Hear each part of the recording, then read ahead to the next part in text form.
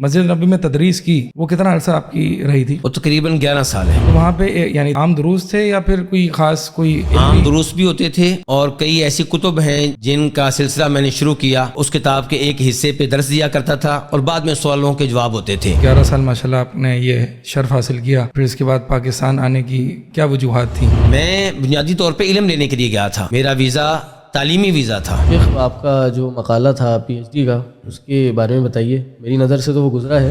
آپ نے دیکھا ہوگا میرا ماسٹر کا رسالہ دیکھا ہوگا، پی ایچ ڈی کا نہیں، اچھا وہ ماسٹر کا، کیونکہ ماسٹر کا رسالہ مدینہ یونیورسٹی کی طرف سے چھپ چکا ہے۔ سعودی میں تو ایک عام بات ہے نا کہ اپنے آپ کو سلفی کہنا کوئی عیب کی بات نہیں ہے۔ آپ اپنے آپ کو سلفی کہیں نہ کہیں، دنیا آپ کو پہچانتی ہے کہ آپ سلفی ہیں۔ علماء اور دعات جو ہیں وہ بعض اوقات دیکھا گیا ہے کہ وہ تدریس اور دعوت و تبلیغ کے ساتھ ساتھ کاروبار بھی کرتے ہیں، آپ کی اس حوالے سے کیا رائے ہے؟ کاروبار کرنا کوئی جرم نہیں، کاروبار کرنا اچھی بات ہے، لیکن آپ یہ چاہیں کہ میں ایک اچھا مدرس بنوں اور ساتھ بہترین کاروبار بھی کر لوں تو یہ ممکن نہیں ہے۔ آپ تدریس کا حق ادا نہیں کر سکتے اگر آپ ساتھ ساتھ کاروبار کر رہے ہیں۔ سیدنا ابو بکر ہیں، سیدنا عمر بن خطاب ہیں، بلکہ عمر بن خطاب رضی اللہ تعالیٰ عنہ کا تو یہ الہی عمل ملتا ہے کہ وہ ایک دن نبی علیہ الصلوۃ والسلام کی مجلس میں آتے تھے اور ایک دن کاروبار پہ جاتے تھے۔ آپ علم کو اپنا کل دیں تو آپ کو کیا دے گا؟ وہ جز دے گا آپ کو، اور اگر آپ نے اس کو جز دیا تو پھر کیا دے گا آپ کو؟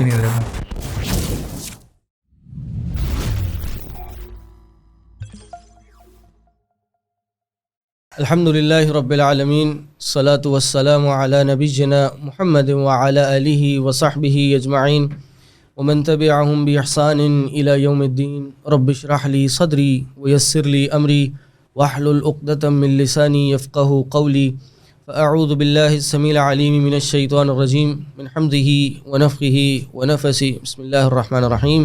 السلام علیکم ورحمۃ اللہ وبرکاتہ۔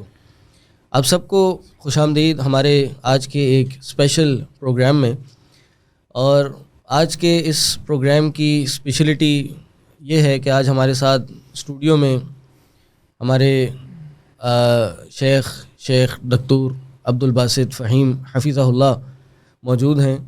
شیخ کا مختصر تعارف یہ ہے کہ شیخ جامعہ اسلامیہ مدینہ منورہ سے پی ایچ ڈی ہیں اور سابق مدرس مسجد نبوی ہیں، اور اس وقت شیخ صاحب اپنی جو تدریسی فرائض انجام دے رہے ہیں وہ جامعہ سلفیہ فیصل آباد میں بطور شیخ الحدیث انجام دے رہے ہیں۔ آج شیخ صاحب ہمارے ساتھ موجود ہیں۔ شیخ صاحب السلام علیکم، بہت بہت شکریہ آپ کا وقت نکالنے کا اور ہمارے ساتھ آنے کا۔ آج کچھ آپ کے بارے میں بھی جانیں گے اور کچھ جو ہمارا موضوع ہے اس حوالے سے بھی کچھ گفتگو کریں گے۔ پہلے تو یہ بتائیے، کراچی میں آپ کا پہلی بار آنا ہوا ہے، کراچی کا موسم کیسا لگا، یا پہلے کتنی بار آ چکے ہیں یہاں پہ؟ الحمدللہ رب العالمین، والصلاة والسلام علی نبینا محمد وعلی آلہ وصحبہ اجمعین، اما بعد۔ پہلی گزارش یہ کرنا چاہوں گا کہ مجھے آپ کا یہ ادارہ دیکھ کر بہت خوشی ہوئی۔ اللہ تعالیٰ اس ادارے میں برکتیں ڈالے اور آپ لوگوں سے دین حنیف کا بہت سا کام لے اور اسے قبول فرمائے۔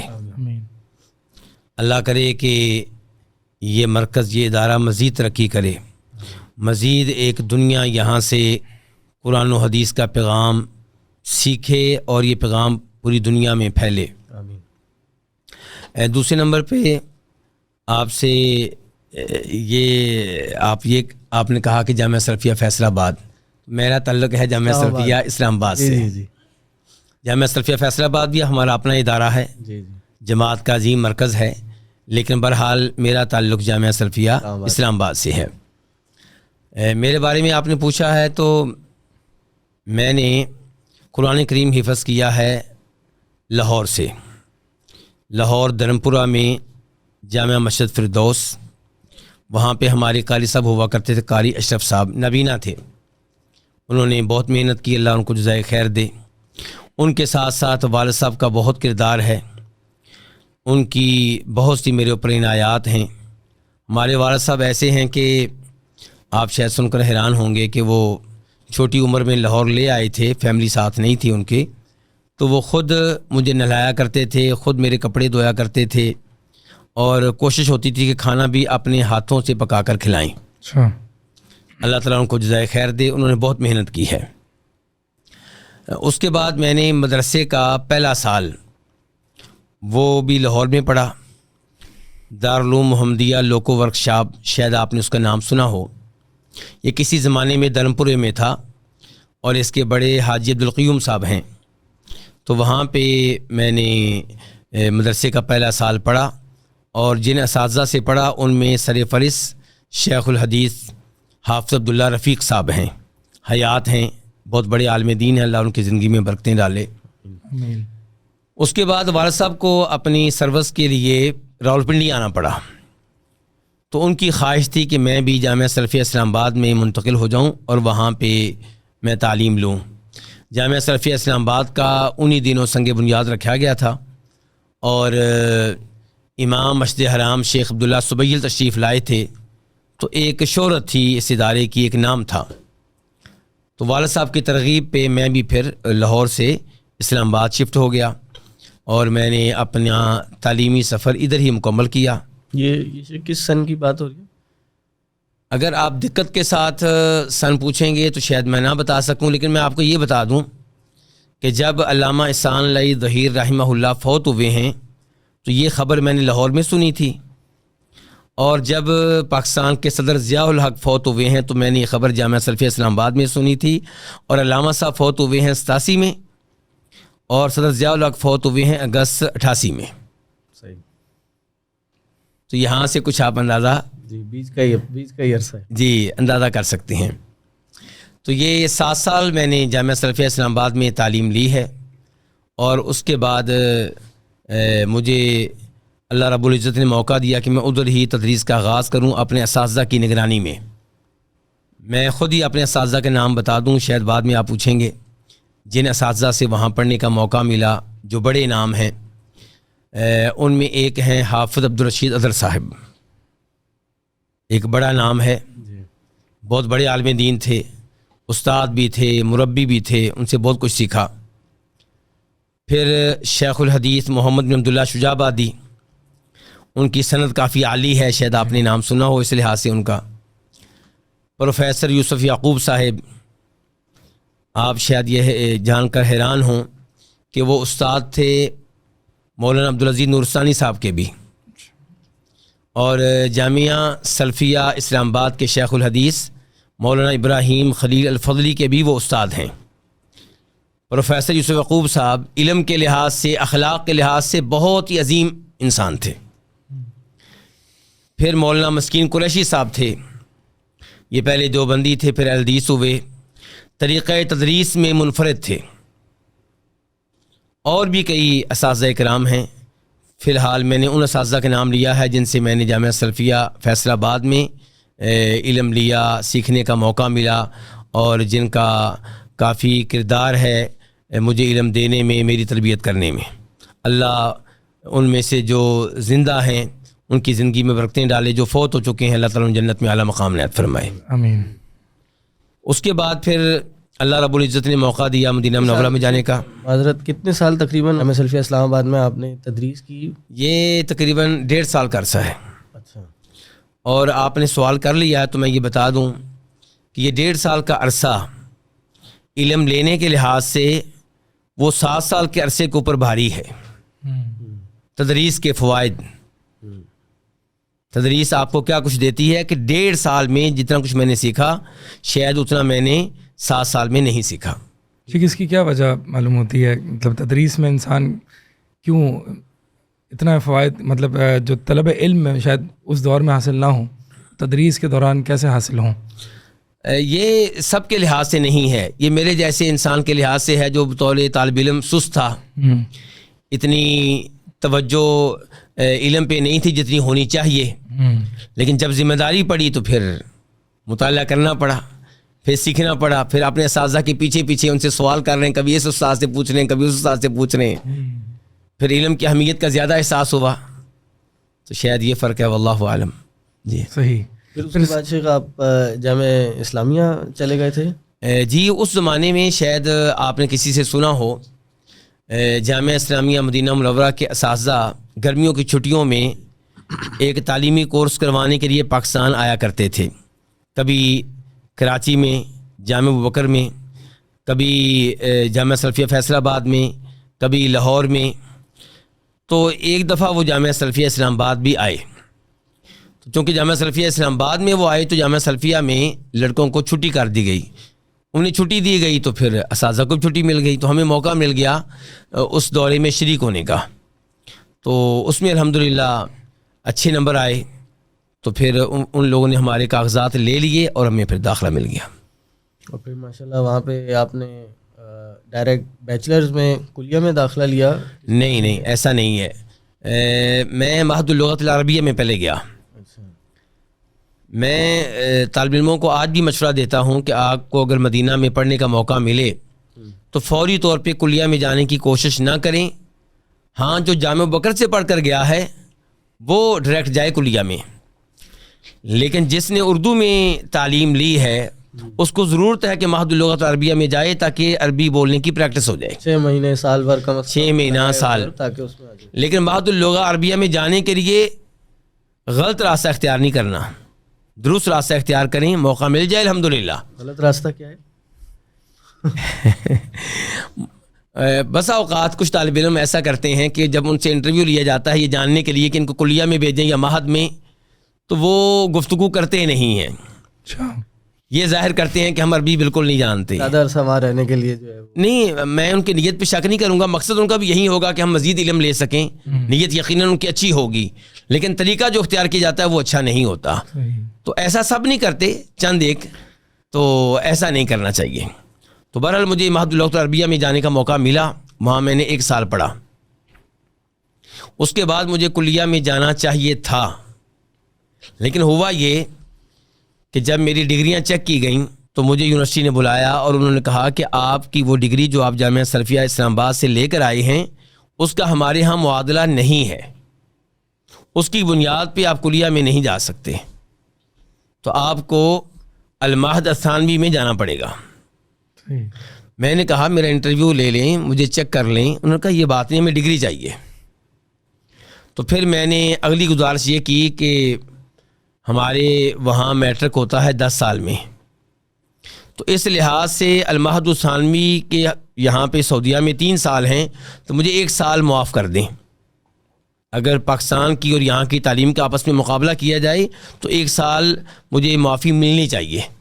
تو پھر انہوں نے مجھے 1 سال معاف کر دیا. تو المعہد الثانوی کے دوسرے سال میں گیا. تو معہد کے بعد المعہد الثانوی میں گیا ہوں، پھر کلیہ میں جانے کا موقع ملا ہے.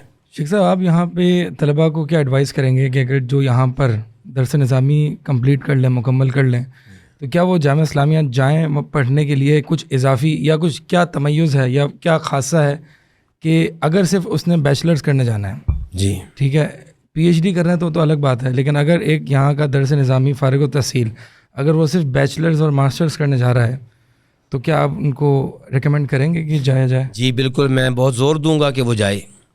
ایک تو آپ جانتے ہیں کہ سفر کرنے سے علم بڑھتا ہے. جی. دوسرے نمبر پہ سفر کہاں کا؟ مکہ اور مدینہ کا. جی. آپ کے دین کا تعلق کس سے ہے؟ مکہ مدینہ سے ہے. مکہ مدینہ میں جائیں گے، وہاں جا کر پڑھیں گے تو آپ کو کئی احادیث سیکھنے کا موقع ملے گا.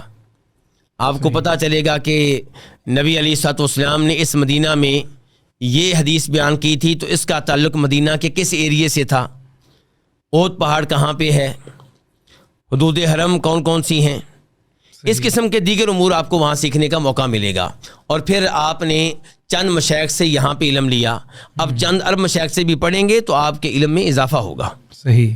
شیخ وہاں ایک ماحول بھی ہے علم کا. ہمارے یہاں جو ماحول ہے علم کے سیکھنے کا وہ مدارس کی حد تک محدود ہے، لیکن وہاں عمومی طور پہ دیکھا گیا ہے کہ جو عامت الناس ہے وہ بھی کچھ حد تک دروس میں علماء کے جو محاضرات ہیں اس میں شرکت کرتی ہے، اور پھر پوری دنیا سے لوگ آئے ہوئے ہوتے ہیں، تو پوری دنیا کے جو لوگ ہیں ان سے سیکھنے کا اور ان کا تعارف رکھنے کا موقع ملتا ہے. جی. تو میں یہاں پہ ایک اور بات کہنا چاہوں گا کہ جب آپ وہاں پہ رہیں گے تو مسجد نبوی میں بیٹھ کے علم لینے کا آپ کو موقع ملے گا. اور کن مشائخ سے؟ جو 50 سال سے پڑھا رہے ہیں، 60 سال سے پڑھا رہے ہیں. شیخ عبد المحسن عباس سے آپ کو پڑھنے کا موقع ملے گا. اب تو خیر نہیں، لیکن پہلے اب ان کے بیٹے موجود ہیں، شیخ عبد الرزاق البدر، شیخ سلیمان روحیلی سے آپ کو پڑھنے کا موقع ملے گا. ایسے مشائخ، ان کے سامنے بیٹھنا، علم لینا بہت بڑا اعزاز ہے. صحیح. شیخ ویسے یہاں پہ کچھ طلباء کا ایک مزاج بن جاتا ہے کہ جو ویسے عموماً جو جامعہ اسلامیہ جاتے ہیں تو وہاں کے مشائخ اور مطلب اس میں اتنی برتری اور یہاں کے مشائخ کی مطلب کوئی قدر باقی نہیں رکھتے یا ظاہر یہی کرتے ہیں. تو اس مزاج کے بارے میں آپ کیا کہیں گے؟ مطلب ایک عموماً ایک مزاج بن جاتا ہے کہ یہاں کے مشائخ ان کو شاید کوئی بہت زیادہ ان کی قدر دانی نہیں ہوتی کہ بس مشائخ ہیں تو وہ سعودی میں وہ چند 4-5 مشائخ ہیں. گزارش میری یہ ہے کہ اپنے ہر استاد کی عزت کرنی چاہیے. جس نے آپ کو ایک حرف بھی سکھایا ہے وہ آپ کا استاد ہے, اس نے آپ کے ساتھ نیکی کی ہے, آپ اس کی عزت کریں, وہ پاکستان میں ہو یا سعودیہ میں ہو یا کسی بھی جگہ پہ ہو. لیکن ایک بات ہم نے ذہن میں رکھنی ہے کہ اساتذہ میں سے جو منفرد ہوتے ہیں وہ چند ایک ہوتے ہیں, یہاں پہ بھی وہاں پہ بھی. صحیح. جن لوگوں کو آپ نے دیکھا ہے کہ وہ چند ارب مشائخ کا تذکرہ کرتے ہیں, وہی لوگ پاکستان میں بھی چند مشائخ کا تذکرہ کرتے ہوں گے. جی جی. تو وہ اصل بات یہ ہے جی جی. کہ چند جو بڑے مشائخ ہیں وہ ذہن میں رہ جاتے ہیں, جن کی اہمیت علم کے لحاظ سے, تربیت کرنے کے لحاظ سے زیادہ ہوتی ہے, ان کا تذکرہ زیادہ ہوتا ہے. جی بالکل. ورنہ میں سمجھتا ہوں کہ کوئی بھی دین کا طالب علم اپنے کسی استاد کو بول نہیں سکتا, چاہے اس نے پاکستان میں پڑھایا ہو چاہے سعودیہ میں پڑھایا ہو, خصوصاً پاکستان کے مشائخ صحیح. جو فقر و فاقہ میں اپنے طالب علموں کی تربیت کرتے ہیں, انہیں علم دیتے ہیں اور پھر انہیں بیٹا سمجھتے ہیں. سعودی مشائخ جو ہیں اس لحاظ سے ان میں اور پاکستان کے مشائخ میں آپ کو فرق نظر آئے گا. سعودی مشائخ کا ذاتی تعلق آپ کے ساتھ کم ہوگا, صحیح. ان کی مصروفیات کہہ لیں یا جو بھی آپ کہہ لیں, لیکن پاکستان کے مشائخ وہ ہمیں اپنا بیٹا سمجھتے ہیں, وہ ہمارا زیادہ اہتمام کرتے ہیں, تو ہمیں بھی ان کا زیادہ اہتمام کرنا چاہیے. صحیح. یعنی تربیتی پہلو آپ کہہ رہے ہیں کہ یہاں پہ زیادہ ہے. تربیتی پہلو کیونکہ وہ ہمیں بیٹا سمجھتے ہیں, ان کے ساتھ اٹھنے بیٹھنے کا زیادہ موقع ملتا ہے ہمیں. صحیح. بہت بڑی قربانیاں ہیں نا جی جی پیچھے لگی ہوئی ہیں. آپ جی صرف 40-50 سال کی ہماری پاکستان کی بر صغیر کی, بر صغیر تو نہیں, پاکستان کی ایک ہسٹری ہے, اور پھر ظاہر ہے ہماری حکومت بھی مدارس کو اتنا سپورٹ نہیں کرتی. تو بہرحال یہاں یہ تو فرق ہے. شیخ آپ کی اس تعلیم کی بات چل رہی تھی, تو آپ نے پھر وہاں سے ماشاءاللہ بیچلرس کیا, اس کے بعد پھر آپ نے ماسٹرس کیا. تو آپ کا جو بیچلرس تھا, جو کلیہ تھی, وہ کس اس میں تھی, موضوع پہ تھی, اور پھر ماسٹرس کس میں تھا؟ جی میرا بیچلر تھا کلیہ میں تھا کلیہ شریعہ میں. اور کلیہ شریعہ میں آپ جانتے ہیں کہ اس کا تخصص ہوتا ہے الفقہ و اصولہ, اور ایسے ہی القضاء بھی, الفرائض بھی, یہ کلیہ شریعہ کے تخصصات میں ہے. اس کے بعد مجھے ماسٹر میں جانے کا موقع ملا کلیۃ القرآن میں, قسم تفسیر میں. تو پھر وہاں پہ میرا اچھا تعلق قائم ہوا تفسیر کے ساتھ, علوم قرآن کے ساتھ, اور جو میرا موضوع تھا اس موضوع کی مناسبت سے میرا اچھا تعلق قائم ہوا ماسٹر میں اصول الفقہ کے ساتھ اور اللغۃ العربیہ کے ساتھ. اور پھر اس کے بعد پی ایچ ڈی بھی آپ کا؟ جی پی ایچ ڈی بھی میری تفسیر میں ہے, اور اس کا بھی اچھا تعلق ہے, اس موضوع کا بھی تفسیر کے ساتھ بھی اور عقیدے کے ساتھ بھی. صحیح.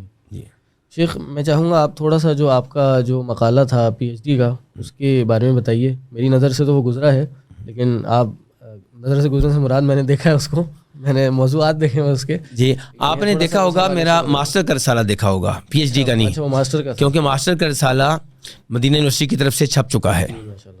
اس کا نام ہے القواعد التفسیریہ عند الامام ابن قیم الجوزیہ, 3 جلدوں میں ہے, اور اس میں قرآن کریم کی تفسیر کے وہ قواعد ذکر کیے گئے ہیں جن کا تذکرہ امام ابن القیم رحمہ اللہ نے اپنی مختلف کتب میں کیا ہے.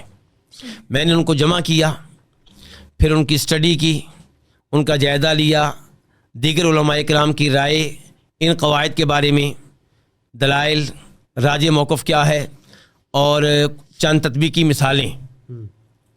تو یہ اس کا موضوع ہے, اور یہ قواعد کافی اچھے ہیں, ہر ایک کو سیکھنے چاہیے. صحیح.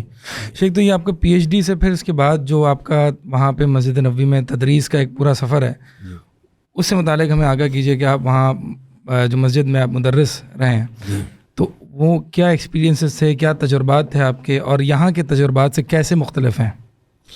سب سے پہلے تو میں اللہ رب العزت کا شکر ادا کروں گا کہ اللہ تعالیٰ نے مجھے مسجد نبوی میں درس دینے کا موقع دیا, جبکہ میں اپنے آپ کو جانتا ہوں ہم تو اس قابل نہیں ہیں کہ پاکستان کی کسی مسجد میں درس دے سکیں. چاہ جائے کہ اللہ رب العزت مسجد نبوی میں درس دینے کا موقع دے، یہ اتنا بڑا اعزاز ہے جس کا شکر میں پوری زندگی بھی ادا کرتا رہوں تو حق ادا نہیں ہوگا۔ دوسرے نمبر پہ مسجد نبوی میں درس دینا دیگر تمام مساجد سے مختلف ہے۔ کیوں؟ ایک تو یہ احساس کہ آپ اللہ کے نبی کی مسجد میں بیٹھے ہوئے ہیں صلی اللہ علیہ وسلم، یہ بہت عظیم احساس ہے۔ درس دیتے ہوئے کئی ایسی احادیث آتی تھیں جن میں پبلک سے کہا کرتا تھا کہ اللہ کا شکر ادا کریں کہ یہ وہ حدیثیں ہیں جو ہم پاکستان میں سنا کرتے تھے، انڈیا میں سنا کرتے تھے، اور آج یہ حدیث ہم سن رہے ہیں، سنا رہے ہیں آپ کی مسجد میں بیٹھ کے، تو یہ بہت بڑا اعزاز ہے۔ پھر پبلک کے لحاظ سے وہاں پہ انفرادیت یہ ہے کہ آپ کے درس میں بیٹھنے والے متنوع قسم کے لوگ ہوں گے، کوئی پاکستان سے، کوئی انڈیا سے، کوئی بنگلہ دیش سے، کوئی افغانستان سے، کوئی اردو بولنے والے انگلینڈ سے، کوئی امریکہ سے، اور پھر آپ پاکستان کو لے لیں، پاکستان سے بھی کچھ لوگ ہوں گے، کہاں سے، پشاور کے ایریے سے، کوئی کراچی سے، کوئی لاہور سے، کوئی فیصل آباد سے، تو ایک دنیا ہے جو آپ کے درس میں بیٹھے گی۔ تو بہترین موقع تھا لوگوں کی اصلاح کا، لوگوں کو درست عقیدے پہ لانے کا۔ کوشش کی ہے کہ اس موقع سے فائدہ اٹھایا جائے، یقیناً اس میں کئی کمیاں کوتاہیاں بھی رہی ہوں گی، اللہ تعالیٰ معاف فرمائے، اور جو کچھ کہا ہے اسے اللہ تعالیٰ قبول فرمائے۔ صحیح۔ تو شیخ وہاں پر جو حاضرین، ویسے ایک تو یہ ایک عالم دین کے لیے ایکسپوجر زیادہ بڑھ جاتا ہے کہ مختلف لوگوں سے آپ جو ہے وہ ملاقات کرتے ہیں۔ ویسے عموماً جو اعتراض کیا جاتا ہے ایک عوام الناس کی طرف سے یا لوگوں کی طرف سے کہ ایک عالم جو کہ تدریس میں مصروف رہتا ہے اس کو عام لوگوں کا اتنا ایکسپوجر نہیں ہوتا، تو یہ ایک بہت سعادت والی بات ہے کہ یعنی ایک شخص کو عام لوگوں سے بھی ایکسپوجر، ان کے کیا مسائل ہیں ان کے ساتھ یہ بیٹھ کے، اور اب پھر جو ہے وہ وہاں پر مسجد نبوی میں بیٹھ کے مختلف ممالک سے لوگ آپ کے پاس آ رہے ہیں مسائل لے کے، تو ایک بڑی ماشاءاللہ ایک سعادت کی بات ہے۔ تو پھر وہاں پر آپ نے جو مسجد نبوی میں تدریس کی وہ کتنا عرصہ آپ کی رہی تھی؟ وہ تقریباً 11 سال ہے۔ اچھا ماشاءاللہ جی۔ تو وہاں پہ یعنی تدریس دروس عام دروس تھے یا پھر کوئی خاص کوئی عام دروس بھی ہوتے تھے، اور کئی ایسی کتب ہیں جن کا سلسلہ میں نے شروع کیا، اور روزانہ اس کتاب کے ایک حصے پہ درس دیا کرتا تھا، اور بعد میں سوالوں کے جواب ہوتے تھے۔ شروع میں درس لمبا ہوا کرتا تھا، اچھا، پھر میں نے محسوس کیا کہ لوگوں کی دلچسپی زیادہ سوال و جواب میں ہے، سوال و جواب میں آپ کی باتیں زیادہ توجہ سے وہ سنتے ہیں۔ تو پھر ایسا وقت بھی آیا کہ میں درس دیا کرتا تھا 20 منٹ کا، اور سوال و جواب کا سلسلہ 1 گھنٹہ، 1.5 گھنٹہ، 1.25 گھنٹہ تک چلا جاتا تھا۔ صحیح جی۔ تو پھر کیا آپ کی وجہ بنی کہ مطلب 11 سال ماشاءاللہ آپ نے یہ شرف حاصل کیا، پھر اس کے بعد پاکستان آنے کی کیا وجوہات تھیں؟ میں بنیادی طور پہ علم لینے کے لیے گیا تھا۔ صحیح۔ میرا ویزا تعلیمی ویزا تھا۔ صحیح۔ تو پی ایچ ڈی کرنے کے بعد میں نے پاکستان آنا ہی آنا تھا۔ البتہ یہ ممکن تھا کہ میں کوشش کرتا اور میں وہاں ایڈجسٹ ہو جاتا، کسی اور یونیورسٹی میں چلا جاتا پڑھانے کے لیے، لیکن اس کی میں نے کوئی کوشش نہیں کی۔ میرا خیال یہ تھا کہ مجھے اپنے ملک میں جا کر کام کرنا چاہیے۔ البتہ مسجد نبوی میں درس دینے کا اعزاز ملتا رہے، یہ تو خواہش تھی۔ جی۔ تو اس کے لیے مسجد نبوی کی انتظامیہ نے مجھ سے کہا تھا کہ آپ پاکستان سے آ کر بھی یہاں درس دے سکتے ہیں۔ اچھا۔ تو میں یہاں سے بھی جا کر درس دیتا رہا۔ پھر کرونا وغیرہ کے مسائل بن گئے، اور اس کے بعد پھر دوبارہ یہ صورتحال نہیں بن سکی۔ اللہ رب العزت سے دعا کرتے ہیں کہ اللہ تعالیٰ پھر کبھی ایسا سلسلہ بنا دے۔ اب میرے خیال میں شاید وہاں پہ ہیں کوئی اردو میں جو مدرسین ہیں، کوئی میرے علم کے مطابق فی الحال اردو میں کوئی درس نہیں ہو رہا میرے علم کے مطابق۔ واللہ تعالیٰ، اللہ کرے یہ سلسلہ قائم ہو جائے، اور اللہ کرے کہ کسی ایسے شخص کو موقع ملے جو وہاں پہ عقیدہ بیان کرے، توحید بیان کرے، نبی علیہ السلام کی احادیث اور سنت کو بیان کرے۔ علماء اور دعات جو ہیں وہ بعض اوقات دیکھا گیا ہے کہ وہ تدریس اور دعوت و تبلیغ کے ساتھ ساتھ اپنا ذرائع آمدن کمانے کے لیے یا اپنا گھر چلانے کے لیے کاروبار بھی کرتے ہیں۔ تو شیخ آپ اس حوالے سے کیا کاروبار کرتے ہیں، یا آپ کی اس حوالے سے کیا رائے ہے؟ جی، گزارش یہ ہے کہ کاروبار کرنا اچھی بات ہے، کاروبار کیا جائے اور انسان اپنے محنت کی کمائی سے کھائے، یہ بہت اچھی بات ہے۔ لیکن آپ مجھ سے سوال کر رہے ہیں بطور ایک مدرس، بطور ایک داعی، تو اس لحاظ سے میری رائے شاید آپ کو عجیب لگے۔ کاروبار کرنا کوئی جرم نہیں، کاروبار کرنا اچھی بات ہے، اور کاروبار کے ذریعے بھی آپ مساجد کی، مدارس کی، دین اسلام کی، علماء کی، طالب علموں کی خدمت کر سکتے ہیں اور اللہ سے بے پناہ اجر و ثواب لے سکتے ہیں۔ لیکن آپ جانتے ہیں کہ بہترین جو فیلڈ ہے وہ قرآن کی خدمت کی ہے۔ خیرکم من تعلم القرآن وعلمہ، تم میں سے سب سے بہتر وہ ہے جو قرآن سیکھے اور سکھائے۔ اس لیے میں تو اس فیلڈ کو زیادہ پسند کرتا ہوں، اور اس فیلڈ میں رہتے ہوئے کاروبار کرنا اس میں بھی مجھے کچھ اشکال ہے۔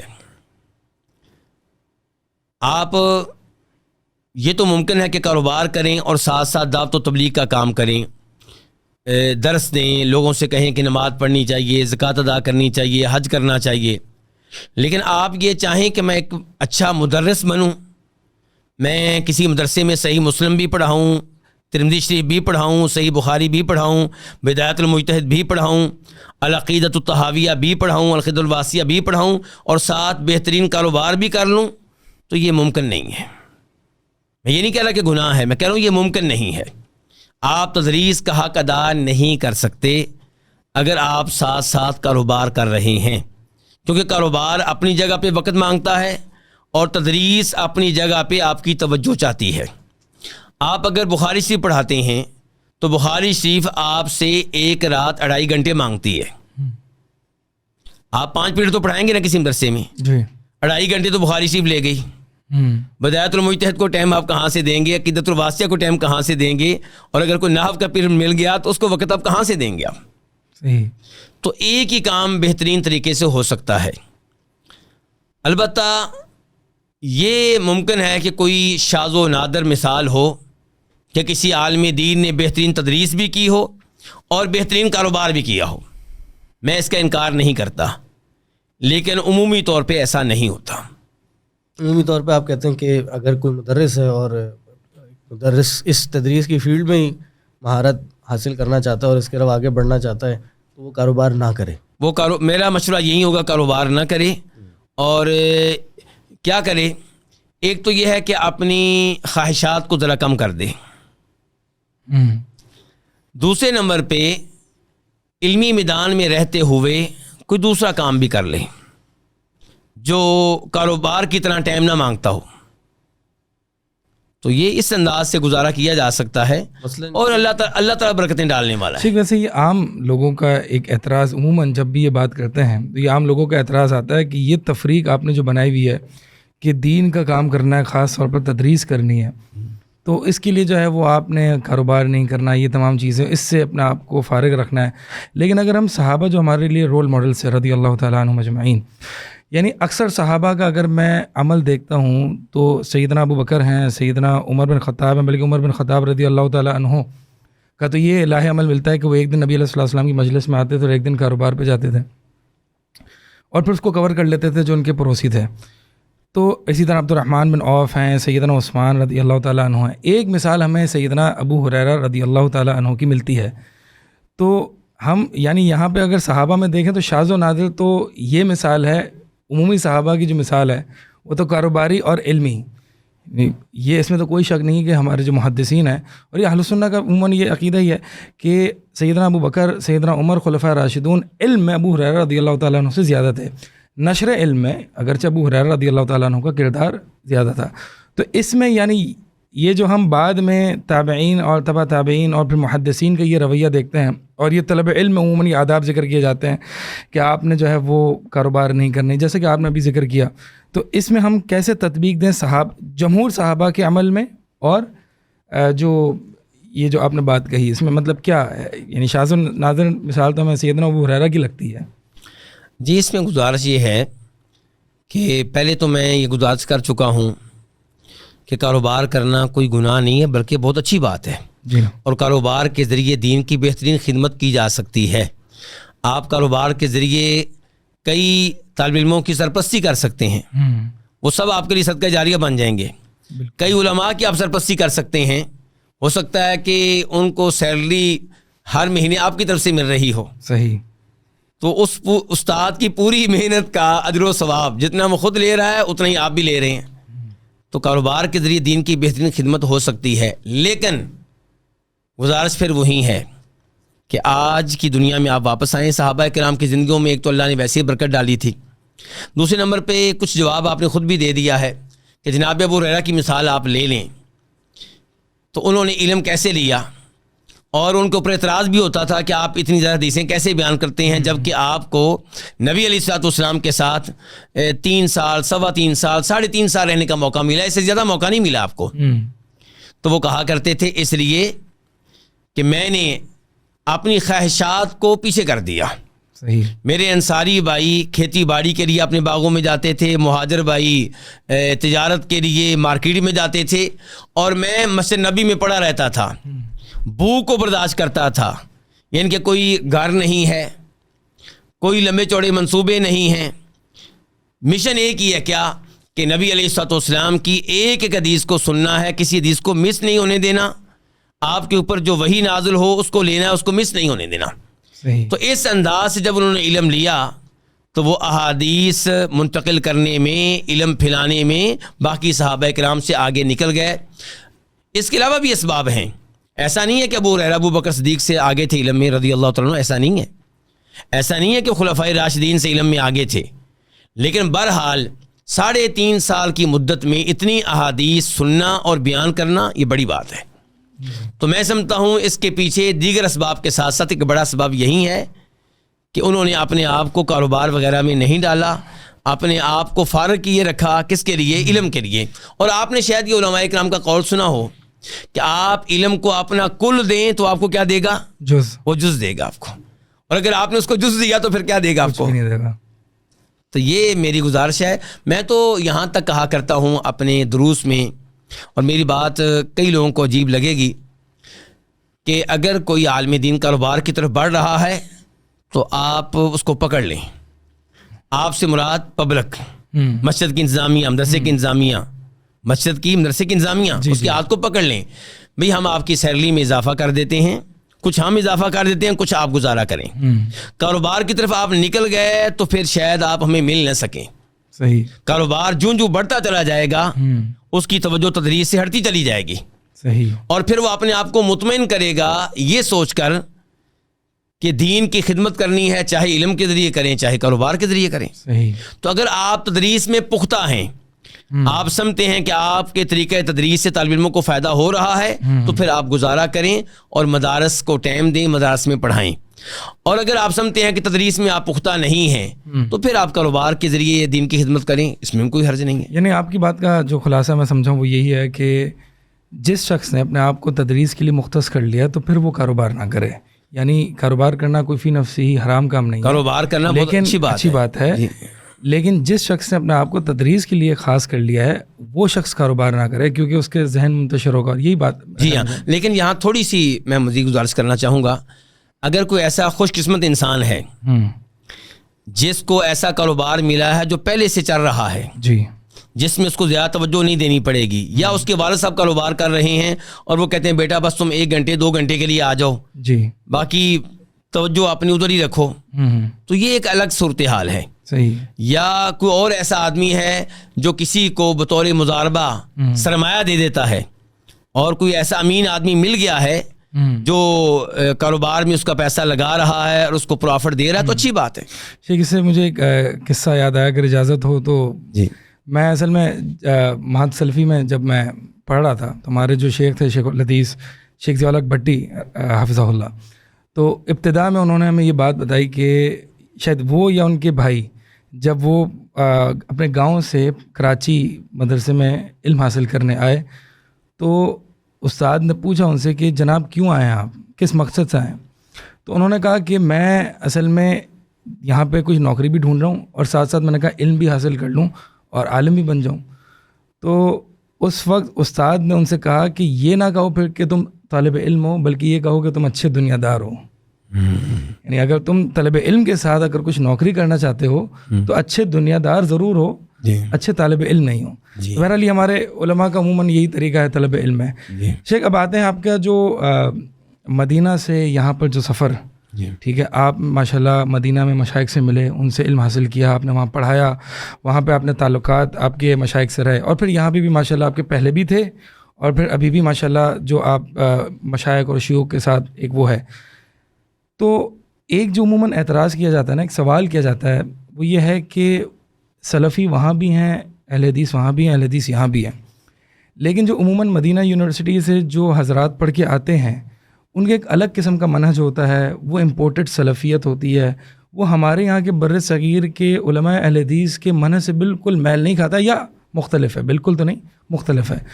تو آپ نے دونوں طرح کے مطلب وہاں کی بھی مشائخ سے ملاقات رہی، یہاں کی بھی، تو آپ کیا سمجھتے ہیں اس میں کوئی حقیقت ہے؟ کیا یہ امپورٹڈ سلفیت ہے یا وہ اور سلفیت ہے اور یہاں پہ اور سلفیت ہے؟ کیا اس میں حقیقت ہے؟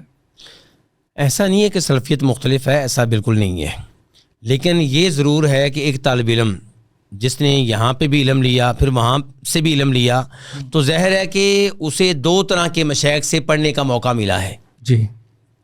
تو اس کی رائے کچھ نہ کچھ یہاں کے مشائخ کے مقابلے میں مختلف ہو سکتی ہے. صحیح.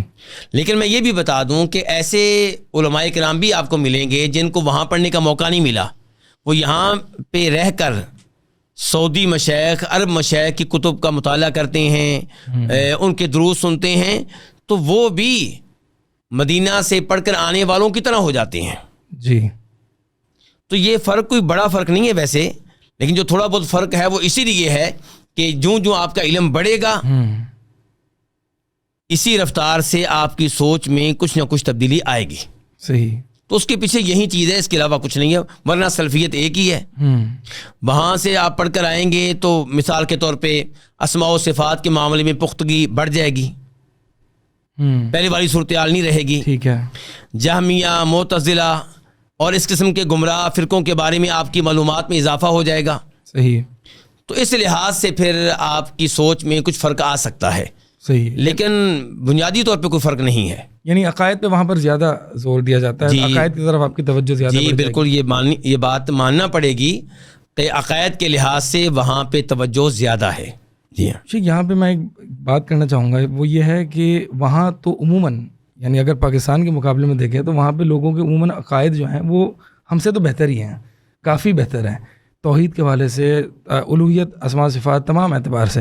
لیکن اس کے باوجود وہاں پہ مشائخ یہ متون پڑھاتے رہتے ہیں، حتیٰ کہ مجھے کوئی بتا رہا تھا کہ مطلب شیخ محمد بن عبد الوہاب رحمہ اللہ کی توحید پر تربیت ایسی تھی کہ وہاں کے ڈرائیور کو بھی کتاب التوحید کے متون پتہ ہوتے ہیں، یہاں جو ٹیکسی ڈرائیور ہے، ٹھیک ہے، اس طرح کی تربیت تھی.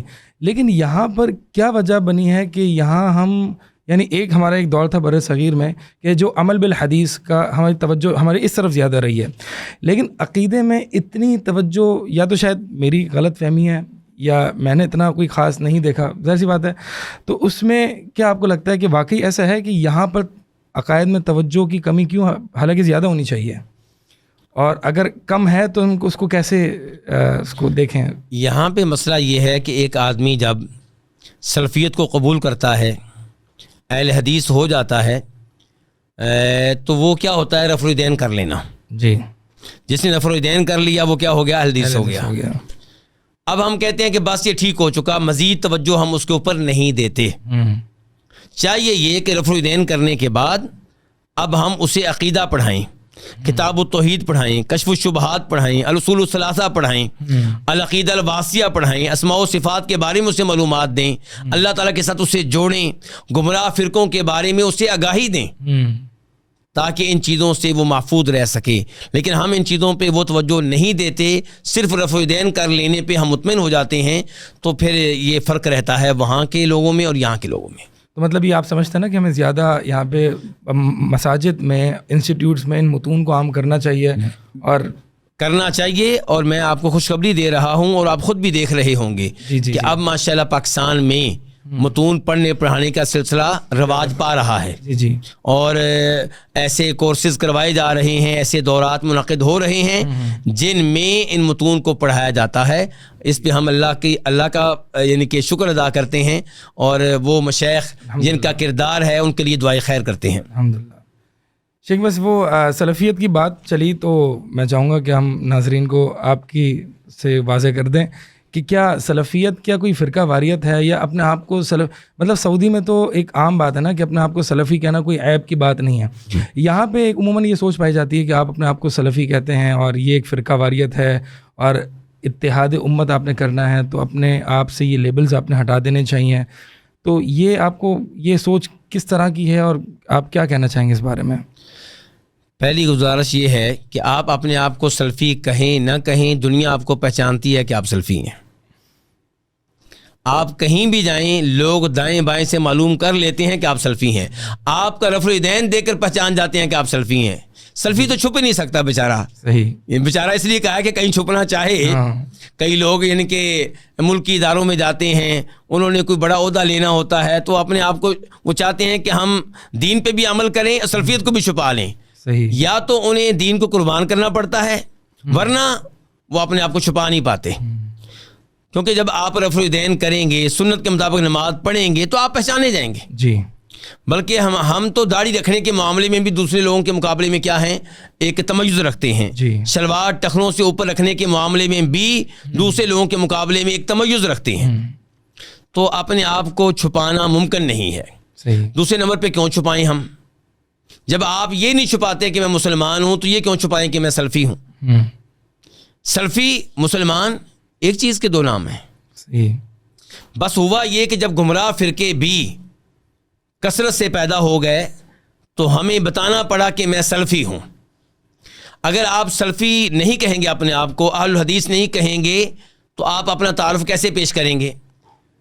پھر آپ کو یہ کہنا پڑے گا کہ میں وہ مسلمان ہوں جو صحابہ کرام کی عزت کرتا ہوں، تمام صحابہ کرام کو مانتا ہوں اور میں ان کو برا بلا نہیں کہتا. میں ابو بکر صدیق رضی اللہ عنہ کو پہلا خلیفہ مانتا ہوں، عمر فاروق کو دوسرا خلیفہ مانتا ہوں، اور جناب عثمان کو تیسرا خلیفہ مانتا ہوں، جناب علی کو میں چوتھا خلیفہ مانتا ہوں. یہ ابھی تعارف کا آغاز ہوا ہے. جی. اور اسی طرح میں اللہ تعالیٰ کے ناموں اور صفات کو مانتا ہوں بغیر کسی تمثیل کے، تشبیہ کے، تعطیل کے، تکییف کے.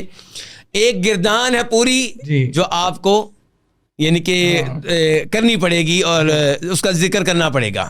تو اس کی بجائے جب آپ کہہ دیتے ہیں کہ میں سلفی ہوں، اہل الحدیث ہوں، تو یہ سارا پیغام ایک لفظ کے ذریعے دنیا کو مل جاتا ہے. آپ نے ماشاءاللہ کتب سنہ پڑھائی ہیں، عقائد کی کتب آپ پڑھاتے رہے ماشاءاللہ. آپ کو کہیں سلف میں ہماری مثال دیکھی ہے کہ کسی نے کسی پر یہ اعتراض کیا ہو کہ آپ اپنے آپ کو سلفی، اہل الحدیث یا اہل السنہ والجماعہ نہ کہیں، اپنے آپ کو مسلمان کہیں؟ یعنی پوری ہماری جو تراث ہے، کہیں آپ کو یہ اعتراض ملا ہے جو آج کل اتنا اعتراض یہ کیا جاتا ہے؟ میں یہ تو نہیں کہتا کہ ایسا کہیں پہ ہے نہیں، لیکن یہ کہوں گا میرے علم میں نہیں ہے. اچھا. میرے علم میں ایسی چیز نہیں ہے. اس پہ جو ابھی سلفیت پہ بات ہو رہی تھی کہ اپنا تعارف کرانے کے لیے آپ نے ایک لفظ کہہ دیا سلفیت، تو بہت ساری جو افکار ہیں اور اعتقاد ہیں اس کے اندر آ گئے. اس سے بسا اوقات ایک اعتراض یہ وارد کیا جاتا ہے کہ سلفیت بھی تو مختلف طریقے کی ہے. پاکستان کی سلفیت الگ ہے، سعودی کی سلفیت الگ، پاکستان میں بھی مختلف ہیں، پاکستان میں بھی مختلف ہیں، اور وہاں بھی دو تین طرح کے، دو تین فکر کی سلفیت کے حاملین ہیں. تو پھر یہ کہنا کہ ہم سلفیت کہہ کے اپنے آپ کو مبرہ کر لیں دوسرے، یعنی یہ ہم کہاں تک جائیں گے؟ ایک اخوانی سلفیت ہے، ایک سروری سلفیت ہے، مدخلی سلفیت ہے، اتنی ساری سلفیت ہیں. اب کیا کریں گے آپ؟ وہ ہے پہلی بات تو یہ ہے کہ جو حقیقتاً سلفی لوگ ہیں ان میں یہ سارے عقائد پائے جاتے ہیں جن کا میں نے تذکرہ کیا ہے. جی. اور جن کا نام آپ نے لیا ہے اخوانی، وہ بہرحال سلفی نہیں ہیں. صحیح. وہ سلف کے منہج پہ نہیں ہیں، اور میرے خیال میں وہ اپنے آپ کو سلفی کہتے بھی نہیں ہیں. ہاں کہیں مفاد لینے کے لیے انہیں سلفی کہنا پڑ جائے تو الگ بات ہے. صحیح. ورنہ عام طور پہ وہ اپنے آپ کو سلفی نہیں کہتے. تو سلفیت جو ہے وہ ایک ہی ہے، جیسے دین اسلام ایک ہی ہے. صحیح. البتہ سلفیت کے نام پہ کوئی غلط چیز دین میں داخل کر کے دعویٰ کیا جا سکتا ہے کہ ہم بھی سلفی ہیں، لیکن ایسا دعویٰ چھپ نہیں سکے گا. صحیح. کیونکہ کتاب و سنت کی نصوص واضح ہیں اور سلف صالحین کا عقیدہ اور منہج بھی واضح ہے، تو ایسا آدمی پہچانا جائے گا. مثال کے طور پہ ایک آدمی حکمرانوں کے خلاف یہ سوچ رکھتا ہے کہ خروج کیا جائے، بغاوت کی جائے، ان کو کردار سے ہٹایا جائے، اور پھر اپنے آپ کو سلفی کہے، کیا یہ ممکن ہے؟ نہیں. کیا سلف کا عمومی طور پہ یہی منہج تھا؟ نہیں. ان کا منہج تو احادیث کے بالکل مطابق تھا. صحیح. کہ اگر فاسق و فاجر بھی حکمران ہے تو اس کے ظلم و ستم پہ صبر کیا جائے. صحیح. تلوار اٹھانا، پسٹل اٹھانا، اقتدار سے ہٹانے کی کوشش کرنا، یہ کبھی بھی سلف صالحین کا منہج نہیں رہا. تو اس کام کو اگر کوئی سلفیت کہتا ہے تو اس کا کہنا غلط ہوگا. یہ بالکل واضح سی بات ہے. اس پہ اگر اجازت ہو تھوڑا سا اور جو اعتراض کیا جاتا ہے وہ وارد کیا جاتا ہے وہ بتاؤں گا کہ یہاں پہ یہی نقطہ سامنے بیان کیا جاتا ہے کہ حکام کے ساتھ تعامل. جی ہم اگر دیکھتے ہیں اپنے بر صغیر کے جو پیچھے علماء گزرے ہیں ان کا تعامل اور حکام کے خلاف بولنا ایک الگ نوعیت کا تھا, اور آج جو سعودی علماء میں ہمیں ایک جو نظریہ دیا جا رہا ہے اور ہم اس کو سیکھ رہے ہیں وہ ایک الگ نوعیت کا ہے. تو اور وہ علماء جو سعودی کے ہیں وہ اسی کو سلفیت کہتے ہیں. تو آیا یہ سلفیت کے خلاف جا رہے ہیں یا وہ سلفیت ایک الگ ورژن ہے اور وہ متشدد والی سلفیت ہے؟ کیونکہ تعامل مع اہل البدع اس کے بھی بعض اوقات ہم نے دیکھا بر صغیر کے جو پہلے کے علماء تھے وہ اس معاملے میں ایک الگ رائے رکھتے تھے یا الگ موقف رکھتے تھے, اور آج کے علماء جو سعودی کے علماء وہ الگ موقف رکھتے ہیں. دیکھیں جہاں تک تعلق ہے حکام کے ساتھ ہمارے تعامل کا, تو اس معاملے میں نصوص بالکل واضح ہیں. جیسے رفع الیدین کی احادیث واضح ہیں, ایسے ہی حکمرانوں کی بات سننا اور پھر ان کی بات ماننا. اس موضوع پہ جو احادیث آئی ہیں, نصوص آئی ہیں, وہ بھی بالکل واضح ہیں. تو اگر ہمارے یہاں کوئی ایسے عالم دین گزرے ہیں جو ان نصوص پہ عمل نہیں کر سکے تو یہ ان کا اجتہاد تھا. ہم یہ نہیں کہیں گے کہ وہ سلفی نہیں تھے, وہ الحمدللہ سلفی تھے, لیکن ان کا ایک اجتہاد تھا.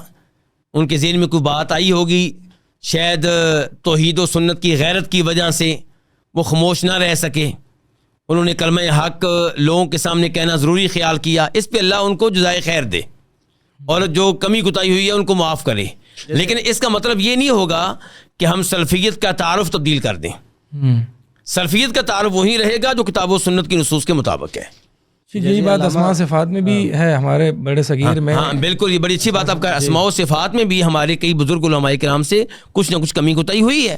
تو اس کا مطلب یہ نہیں ہے کہ ہم کہیں کہ یہ سلفیت ہے. سلفیت وہی ہے, لیکن بعض سلفی لوگوں سے کچھ معاملات میں کمی کوتاہی ہوئی ہے, تو ہم ان کی عزت کرتے رہیں گے. یہ نہیں کہیں گے کہ وہ سلفی نہیں تھے, ہم ان کی عزت کرتے رہیں گے کیونکہ ان کے بنیادی اصول سلفیوں والے تھے. جی, تو ہم ان کی عزت کرتے رہیں گے, احترام کرتے رہیں گے, ان کے لیے دعائے مغفرت کرتے رہیں گے, لیکن سلفیت اس کو نہیں قرار دیں گے. سلفیت وہی ہے جو احادیث کے مطابق ہے, نصوص کے مطابق ہے. میں نے دیکھ رہا تھا آپ کا ماشاءاللہ شرح و سنہ پر بھی ایک کافی دروس تھے. تو یہ تو ہمارے ہاں تو مدارس میں بھی مطلب اس کا ایک رجحان نہیں ہے شرح و سنہ اور اس طرح کے متون پڑھانے کا. تو الحمدللہ کافی مستفید ہوتے رہیں گے انشاءاللہ. مزید آپ کے دورات بھی انشاءاللہ منعقد کریں گے. اللہ تعالیٰ آپ سب کچھ جزائے خیر دے. آپ لوگوں کی جہود یہاں پہ جو آپ کر رہے ہیں قبول فرمائے, اور اللہ تعالیٰ اس معاملے میں آپ کو توفیق دیتا رہے اور اخطاء سے محفوظ رکھے, اور آپس میں اللہ تعالیٰ آپ لوگوں کو پیار و محبت سے یہ کام کرنے کی توفیق دے. شیطان کی کوشش ہوگی کہ یہ کام رکے, آپ کی آپس میں غلط فہمیاں پیدا ہوں. میری دعا یہ ہوگی کہ اللہ تعالیٰ آپ لوگوں کا آپس میں یہ پیار, یہ محبت جو دین کے لیے ہے اس کو بڑھائے, اور یہ سلسلہ اور آگے جائے, اور اس کا فیض پورے کراچی تک پہنچے, اور پھر پورے پاکستان تک پہنچے, بلکہ پوری دنیا تک پہنچے. اللہ آپ لوگوں کی زندگیوں میں برکتیں ڈالے, اور جیسے آپ سلفی مشائخ کے ساتھ جڑے ہوئے ہیں ایسے ہی آپ جڑے رہیں, اور اس معاملے میں کوئی نرمی پیدا نہ ہو, اور اللہ تعالیٰ آپ لوگوں کو سلامت رکھے. انشاءاللہ اللہ تعالیٰ پھر ملاقات کا موقع دے گا. اللہ تعالیٰ روز قیامت اپنی جنت میں بھی ہمیں جمع فرمائے, اور یہاں پہ بھی توحید و سنت کی گفتگو کرنے کے لیے, قرآن و حدیث کی گفتگو کرنے کے لیے اللہ تعالیٰ ہمیں بار بار آپس میں اکٹھے ہونے کا موقع دیتا رہے. جزاکم اللہ خیر, بارک اللہ فیکم. انشاءاللہ دوبارہ بھی آپ کو مدعو کرتے رہیں گے انشاءاللہ العزیز, انشاءاللہ.